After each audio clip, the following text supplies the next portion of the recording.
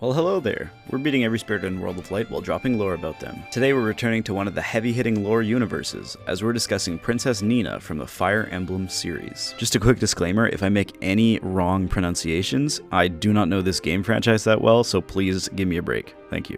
Nina first appears in the first entry of the franchise, Fire Emblem Shadow Dragon and the Blade of Light. When the Grust army laid siege to the Arcanian Millennium Palace, she was captured by General Camus, one of the greatest warriors in the world. With the rest of her family dead, Nina attempted to take her own life, but Camus convinced her to stay alive, albeit as a prisoner. Apparently Nina eventually developed feelings for Camus. Stockholm Syndrome, anyone? But those feelings eventually led to Camus helping Nina escape from the castle, sending her off to the land of Aurelis under the protection of Duke Hardin. Once safe in Aurelis, Nina announced to the world that the hope of humanity rested in that city, and that anyone who desired peace should join under her banner. This message was received by the exiled Prince Marth, who led their armies to liberate Aurelis from the Macedon occupation army. After this, Nina presented Marth with the Fire Emblem, and appointed him as the leader of the Arcanian League. Nina met her beloved Camus once again before Marth and his armies reached Grust. Camus said that he could not abandon his men and told her to live her life without him. Nina grieved for Camus after his defeat, but she still remained an essential part of the Arcanian League. After the war ended, the royal advisor to the Arcanians, Bishop Boa,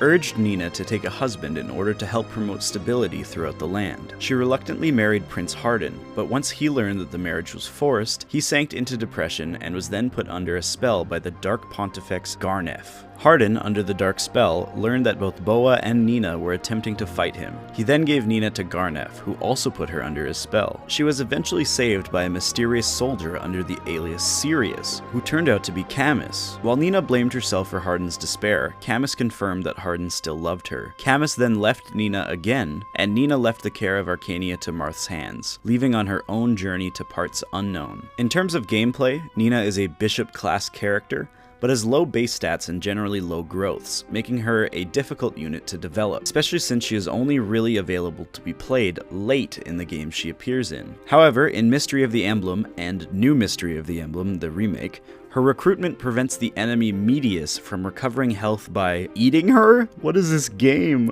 In the Smash fight, Nina appears to have a bodyguard with her. Does this represent Camus? Maybe the evil Garnef? Let's see how tough this fight is.